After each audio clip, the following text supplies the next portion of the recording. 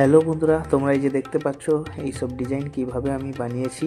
তো চলো আজকে আমি ভিডিওর মাধ্যমে তোমাদেরকে দেখাবো কিভাবে আমি ডিজাইনগুলো বানিয়েছি। তো বন্ধুরা, ভিডিওটি শেষ পর্যন্ত দেখতে থাকো, আর ভিডিও দেখার পর অবশ্যই কমেন্ট করে জানিয়ে কেমন হয়েছে। চলো শুরু করছি।